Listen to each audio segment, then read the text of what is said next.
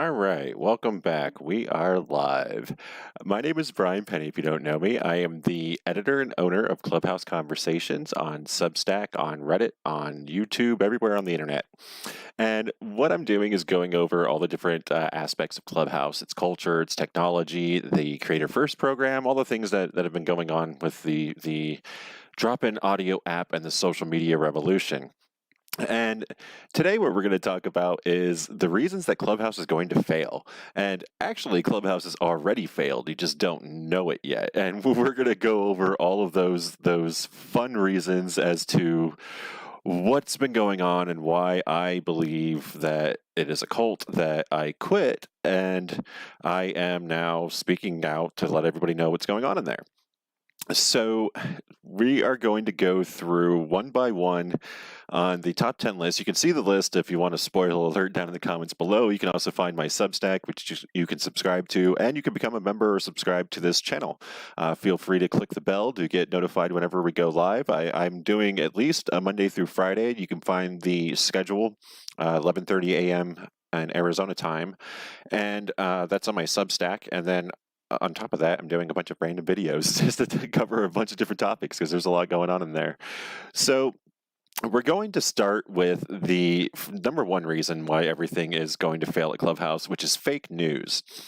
Clubhouse is filled with fake information, misinformation, people who are faking their credentials, who are going way above their pay grade, and we're talking about a lot of things that they just don't know anything about. This is on every level. So you've got the news, the morning news. That's run by a bunch of fake news people. One guy was pretending he was on NPR just because he was interviewed by them once a few years ago. The other woman is a marketer, and a very old lady and a marketer who acts like a Karen and tries to get people arrested for doing nothing. And then the third person is just some guy who does PTR art because he's bored and he has nothing better to do but play on Clubhouse. And then you have the political people, which is news, Media Politics 101, and then you've got the Conservatives Republicans Club and all those kind of things. Those are all just marketers. They're people who are faking it, who aren't real journalists. They're extremely biased. Well, the Republicans Conservatives was not, or Conservatives Republicans, whichever one Chris Rubio was running was not actually biased, but the one that took over after they basically destroyed her. We'll get into that in a little bit. But it's all fake news. They're all there. They're all trying to sell you stuff. They're all giving you misinformation. It's just a gross thing overall, and that happens on every end. I mean, you have fake scientists, you have fake doctors, you have fake everything on Clubhouse. Everybody's fake. Everybody's shooting way above their target, and it ends for this really bad situation there. And that kind of leads into the second problem, is that there's no good content. So no matter what time of day you're going on or what language you're using, there is nothing on Clubhouse that's worth listening to. There are maybe 4 shows throughout the day, if you're lucky, about 3 to 4 hours, that if you're into those kind of things, there's the morning news, there's the afternoon comedy, and then there's the late night music. And if you're into those kind of things, then yes, you might be able to find maybe, if you're into all of it, you can get 4 straight hours of content. If you're into one of those things, you might get an hour a day of content, maybe on a weekday. That is pathetic, honestly. I mean, even with these 24 finalists, they just did with the Creator First, there's 24 of them. Assuming every one of them did an hour's worth of content a day, you'd have 24 hours worth of content. And I mean, any given person, that assumes that everybody is into all of that content, that all of it is something that every single person is going to want to listen to all of that. And that's just not true. I mean, that's not true on Spotify. It's not true on Netflix. It's not true on YouTube. There are billions of hours of content that are uploaded to the internet every day. And there's no reason to waste your time on the Clubhouse content. I mean, that cream of their crop is those 24 people for Creator First. And that's kind of pushing it. I mean, that none of them are A-list content. Otherwise, they'd already be doing Hollywood stuff or maybe YouTube creators, or they'd have blown up somewhere else besides Clubhouse. They wouldn't need it. And so they're making this D-level content on Clubhouse. And I mean, it just ends up to where, I mean, if you're a listener, there's nothing that you're going to find on there. That's just the way that it is. And that's not a good way to build a content platform, which is what they're trying to do. And even if they did make good content, that goes into our next issue, which is discoverability. So assuming that you're into all of these 24 shows plus the other 27 shows that are going on, none of them are daily. I mean, honestly, that's still not 24 hours worth a day, because most of those are once a month or once a week kind of shows. And assuming you're into all of that, it's so impossible to find anything. The people in Clubhouse themselves can't even find anything on their own platform. They can't find each other in the town hall. They can't find out. Every week on the town hall, Paul will announce, tomorrow he'll be doing one. He's going to announce a new type of show that he wants to see.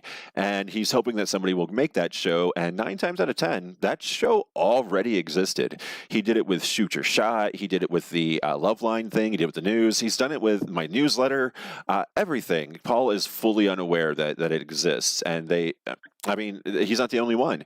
If you were to try to look for anything on Clubhouse, you're just going to have the worst possible time trying to find anything that you're listening to that's worth listening to, and that's assuming that you don't have. I mean, nobody's blocking you.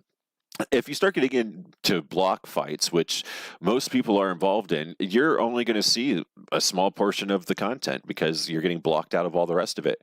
And I mean, that's the biggest issue right there, is that nobody can find the D-level content or even participate in it because of all the issues that are going on with that on there. Then we have the statistics as another issue.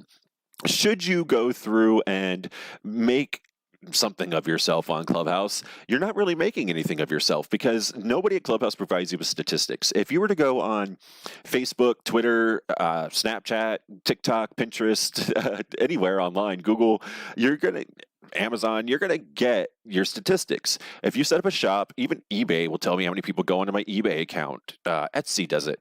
So anywhere you go, they're going to track statistics, and those statistics are necessary for any business. If you're a creator who's trying to get a brand to sponsor you, you're going to have to show them that you have engagement. And there is no engagement on Clubhouse. I have an old Pinterest account that got more engagement in last month that I didn't even touch it for almost a year leading into this, and it got more engagement than the totality, the combined effort of the 400 creators that were involved in the Creator First pilot season. This is why Paul Davison and Clubhouse will not give you statistics, because they know that those statistics are garbage. Clubhouse is lucky if you start a room like Leah Lamar, for example. She has one of the biggest rooms in the afternoon. Then you have Axel with Lullaby Club and that night. News, even. Each of these shows is lucky to reach 1,000 to 1,500 people. That's it. Through the entirety of that hour, they're going to get about 1,000 to 1,500 people if they're lucky. That's garbage. I mean, I know Pinterest accounts, I know Instagram posts that get more than that.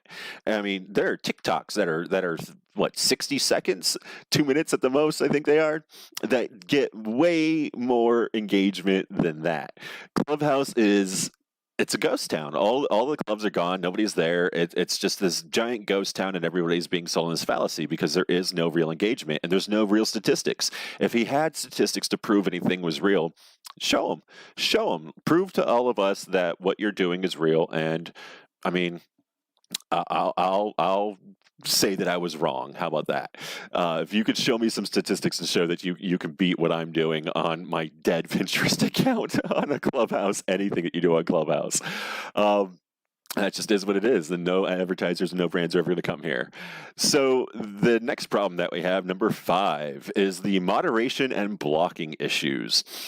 This is a massive issue that's basically at the root of everything that's wrong with Clubhouse, because the way that it was built was creator first. Paul says that it is for the creator of rooms who gets all the respect, and everything was meant to be for that person. And those people have long ago left. All the big moderators have just left Clubhouse because, I mean, they've been getting their rooms stolen from them. They were getting kicked out of their own clubs. They were having so many issues with trolls. They couldn't get anybody at Clubhouse to listen to them to help with the moderation. People asked for moderation levels, nobody would do it. And then they have blocking. Paul would just say, well, just follow more people if you want to see more content, and block people if you don't. And doing so, I mean, you're basically ruining Clubhouse, because I go on Spotify and YouTube and I could see everything, the full library. It doesn't matter if you and I are in a fight. we're both going to see the full libraries of Spotify and of YouTube. We can watch the same video together. We can listen to the same songs. Nothing that I do on Spotify is going to affect you. But on Clubhouse, it's the exact opposite. Everything we do affects each other, and it becomes like the Stanford prison experiment. People are doing some insane things, and it becomes a cult because everybody's afraid to be blocked. They're compromising in their lives and making friends that they never would have ever been around ever in their lives. And it's all just to get a moderation badge, because if you don't have a moderation badge, you're nothing on Clubhouse. If you're a listener, you're nothing. If you're followed by speakers, you're kind of almost barely more than the other nothing. But even on stage, if you're talking, if you're not a moderator, you could just easily be blocked, muted, thrown off stage. People treat you like you're a toy, like you're not even a real human being. And I mean, that just doesn't happen anywhere else. The power tripping on Clubhouse over this moderation badge is the root of all evil, and easily one of the biggest reasons that's going to fail. Next, we are going to number 6, which is Clubhouse only got popular because of the pandemic. Yes, there's going to be audio. Yes, there's going to be a lot of radio and streaming content that's going to far outlast the pandemic. Yes, there's going to be a lot of virtual events. But all of this stuff predated Clubhouse, and all of it's going to continue going on without Clubhouse. For example, the Creator First stuff, you've got Kat Cole and Rahaf Harfouche. They are among the people who are normally TED Talkers. They would be in TEDx conferences. Once those conferences reopen, CES and TEDx and all these business conferences that they can speak at, they'll go get paid speaking gigs to go do all that stuff. There's no reason for them to be here. All the comedians will go get their, I mean, there's going to be a few that might stay to keep the things going, but they're going to go back and they're going to get whatever they can to once everything reopens, once the sets reopen, the clubs reopen, and I mean, it's all happening. They're all rushing. And you have these people in Creator First who are down at the bottom. They're trying to reach up to like 6-figure followings like what Leah Lamar has. Well, guess what? She's not making anything off Clubhouse either. She went to go do real life stuff because she's got to get other people below her to continue her club. Otherwise, it's just gone. All that work that she did is gone.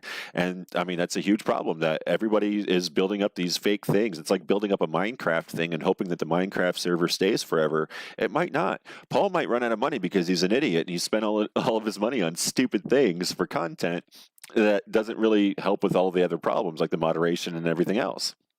And the next point, which cannot be understated, Clubhouse is the most toxic community you will ever see. If you are lucky, you might go an entire week without seeing some kind of hatred on Clubhouse. Multiple times per day, I would find myself being pinged into all these hate rallies. There are incel rallies, there are racist rallies, there are anti-Black, anti-Asian, anti-Israel, anti-Palestine, anti-Jew, anti-Muslim, anti-everything you can think of. Whether you're young, old, fat, skinny, tall, short, male, female, dark, doesn't make a difference. There's somebody who hates you on Clubhouse. 100%. There's a hate group there. You're going to have to deal with it. If you're lucky, you're going to get just passive aggressive, like you being talked over and muted and just thrown off stage. If you're unlucky, they will start following you everywhere. They'll start DMing you. They'll start attacking you on all sorts of other social media. They'll make response rooms for you. They'll create a room or a club that looks like yours and just start attacking you in every possible way. I have seen some of the dirtiest things happen on Clubhouse in my entire life. I've been to some of the darkest corners of the internet. I have been to 4chan and the dark web, the deep web, all this stuff, and it is not. I mean, there's difference between you talking to somebody and seeing some kind of hate speech or something versus having them actively coming after you with torches the way that they do on Clubhouse. There are some legitimate hate groups on there, and they are very well organized, and Clubhouse allows it. Clubhouse even funded some of it. It's gross. This is the most toxic community, and that's why people typically leave. They just can't deal with all of the violent rhetoric that happens on that platform. Number 8 is that nobody is being paid on Clubhouse. If you talk to anybody about them making money on Clubhouse, they will go out of their way to say, yeah, I've made money on Clubhouse. I met somebody on Clubhouse and then we DM'd and then I got some work and blah, blah, blah, blah. That's not making money through Clubhouse. That's you networking. When I'm on this YouTube channel, I have part of the YouTube partner program. They run ads on here and I get money from that. That's it. It's that simple. If I try to use my YouTube presence or any of my stuff, my blog, my newsletters, my social presence. So if I go and take my portfolio and I give it to a brand, that is me on my own going through and making that connection. That has nothing to do with Clubhouse. That is not me getting paid from Clubhouse at all. Any brands that I've talked to, they don't want to have anything to do with Clubhouse. Again, there's no engagement. They know this.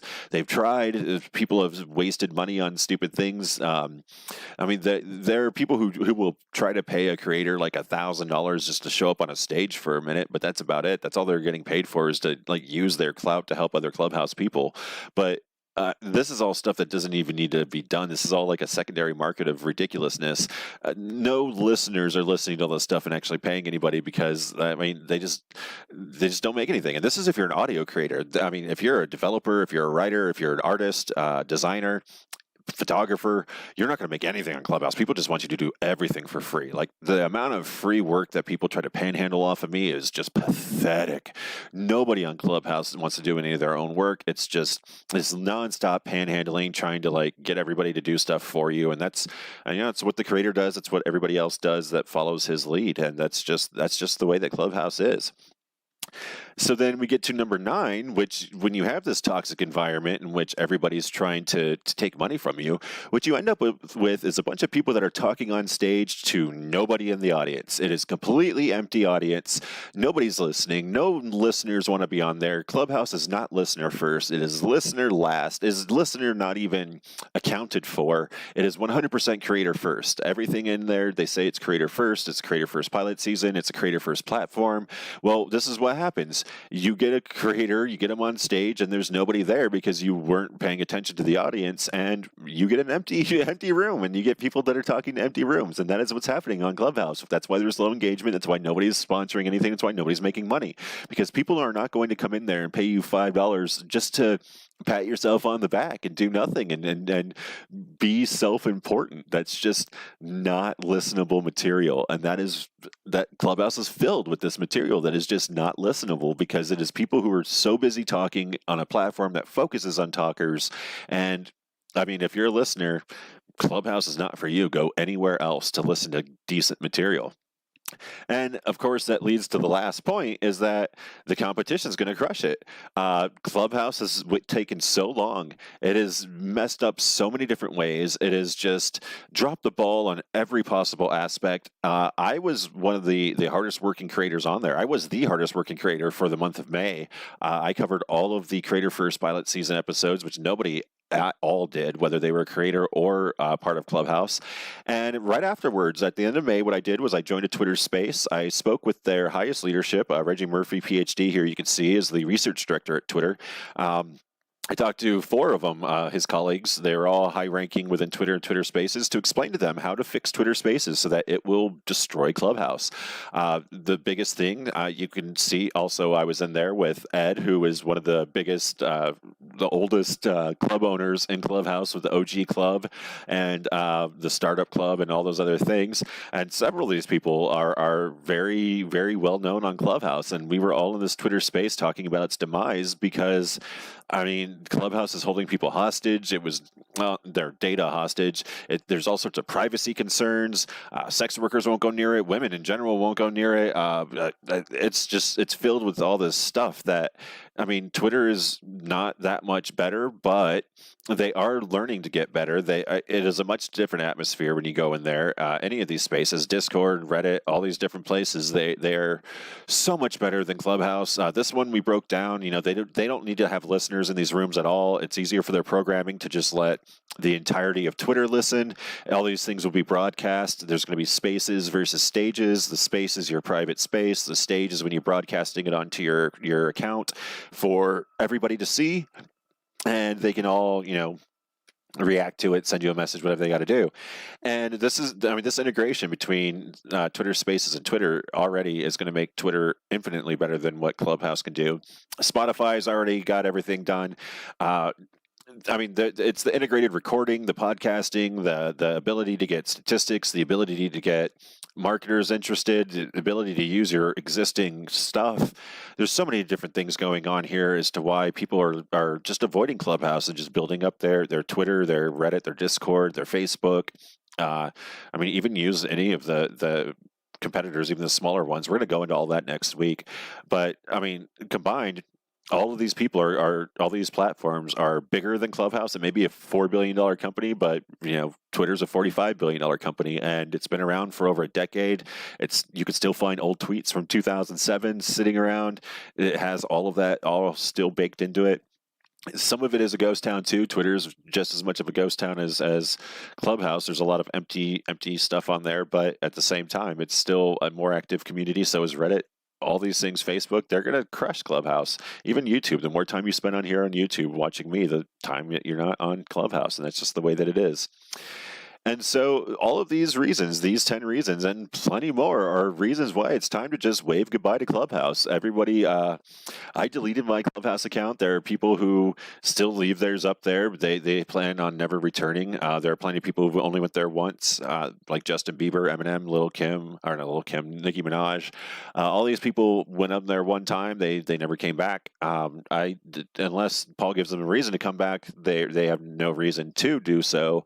And I mean, with these 10 reasons, obviously, there's plenty of reasons for them to just go somewhere else. And that's what everyone's going to do. This is why Clubhouse went from 9 million downloads in February to 900,000 in March and April. And I mean, it's going to, by the time we're going to get May stats next week, and it's going to be bad. They might be lucky if they got over 1 million, and most of it's international, where they're going to face the same issues because, I mean, they don't speak Brazilian, Portuguese, they don't speak Japanese, and they're trying to grow in these areas in markets where they don't even speak the language, and they haven't even perfected the American version. So I don't know what they're going to do. They're going to keep waiting. They're going to keep. This is just going to keep building up into a pyramid scheme. We're going to see what happens. But personally, I jumped off. I recommend everybody else do the same. And make money support real creators on real platforms like YouTube.